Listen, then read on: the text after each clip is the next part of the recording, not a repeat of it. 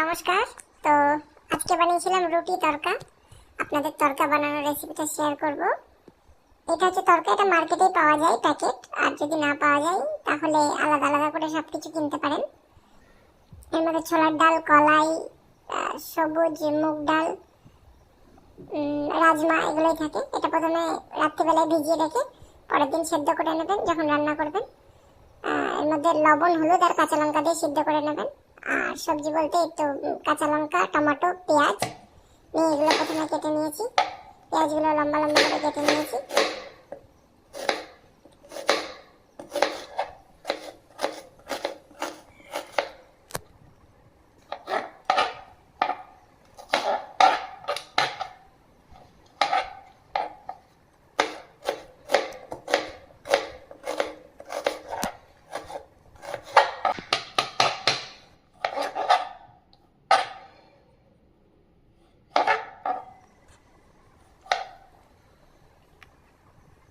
টমেটোগুলো খুব ছোট ছিল, ওই জন্য আমি 4-5টা টমেটো দিয়েছি।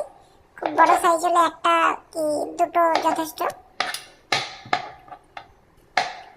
অবশ্যই কতটুকু রান্না করছেন তার উপর ডিপেন্ড করছে। আমি এটা 1 প্যাকেট রান্না করছি মনে করে এই রেসিপিটা বলছি। 1 প্যাকেট মোস্ট প্রবাবলি 200 গ্রামের হয়। কাঁচা লঙ্কাগুলো মাঝখান থেকে চিড়ে নেবেন। একটা কাঁচা লঙ্কা অলরেডি সেদ্ধ করার সময় বসিয়ে দিয়েছেন প্রেসার কুকারে। এদিকে মশলাটা রেডি করে নিচ্ছি। এর মধ্যে আদা রসুন পেস্ট, হলুদ, লবণ। লবণটা বুঝে শুনে দেবেন, কেননা অলরেডি সেদ্ধ করতে লবণটা দিয়েছেন কিছুটা প্রেসার কুকারে, তো বাকিটুকু দিতে হবে। তো কাশ্মীরি লঙ্কার গুঁড়ো দিয়েছি কালারের জন্য, আর জিরা, ধনে গুঁড়ো, ব্যাস এইটুকুই। এটা ভালো করে মিশিয়ে নিয়ে মশলাটা রেডি হয়ে গেল। এবার গরম মশলা রেডি করব, মানে যেটা সম্বারাতে দেবো। এর মধ্যে আছে জিরা, দারচিনি, এলাচ, লবঙ্গ আর তেজপাতা। এর মধ্যে আপনারা শুকনো লঙ্কাও দিতে পারেন, গোটা শুকনো লঙ্কা। আমি ওটা অ্যাভয়েড করেছি। এবার কড়াই গরম হয়ে গেলে ওর মধ্যে তেল দিয়ে দিন, সরষের তেল। তারপরে গরম মশলাগুলো দিয়ে দেন।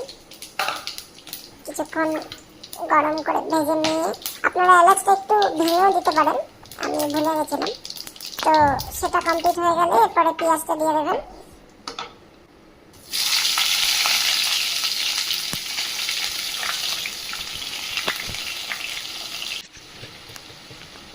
পেঁয়াজের মধ্যে একটু চিনি দিলে ভালো হয়, টেস্টটা ব্যালেন্স হয়। কিছু দানা চিনি দিয়ে দিতে পারেন। তারপরে কিছুটা ভেজে নিয়ে যতক্ষণ না গোল্ডেন কালার আসছে, গোল্ডেন কালার চলে এলে এরপরে টমেটো আর কাঁচা লঙ্কাটা দিয়ে দেবেন। দিয়ে এটা কিছুক্ষণ ভাজবেন যতক্ষণ না টমেটোগুলো ভালোভাবে গলে যাচ্ছে।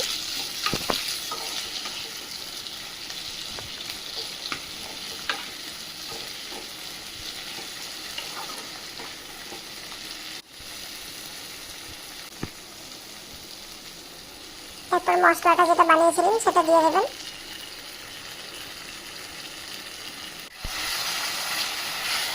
দিয়ে ভালো করে কুক করে এটা অনেকক্ষণ জল দিয়ে কষাতে হবে। সাইডে আপনারা গরম জল করতে পারেন। গরম জল একটু একটু করে দিয়ে মশলাটা ধীরে ধীরে কষাতে হবে যতক্ষণ না তেল, মশলা থেকে তেলটা ছাড়ছে।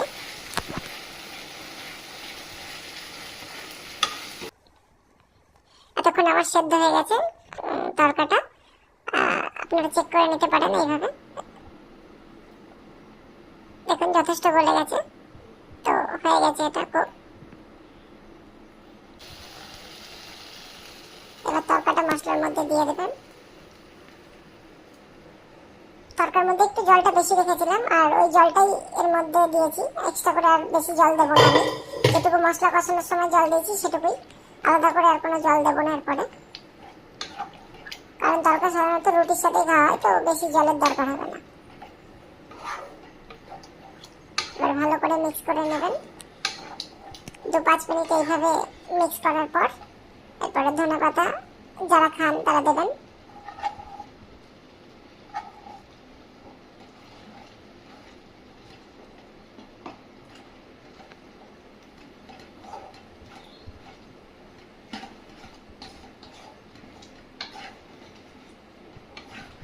এটা কিছুক্ষণ কুক করার পরে তরকা মশলা একটা দিয়ে দেবো, যেটা সানরাইজে পাওয়া যায় মার্কেটে।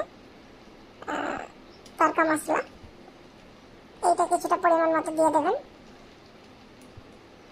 এরপরে আসবে একটা মোস্ট ইম্পর্টেন্ট ইনগ্রেডিয়েন্ট ফর তরকা, ওইটা হচ্ছে কাসুরি মেথি, যেটা একটু দেওয়ার একটা স্টাইল আছে, দেখাচ্ছি। ভালো করে এটা মিক্স করে নিয়ে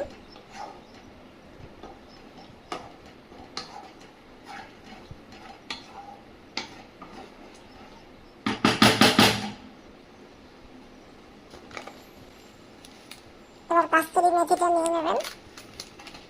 কাস্তুরি মেথিটা এইভাবে স্ম্যাশ করে একদম গুটকার মতো বানিয়ে নেবেন। এইভাবে দেখুন দেখুন, এইরকম করতে হবে একদম।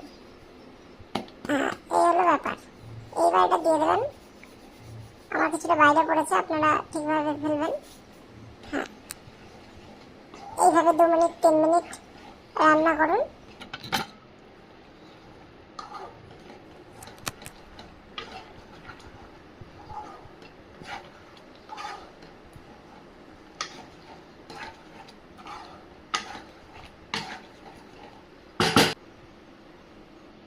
একদম কমপ্লিট। এবার রুটি, পেঁয়াজ, কাঁচা লঙ্কা দিয়ে সার্ভ করে দিন। দেখুন একবার।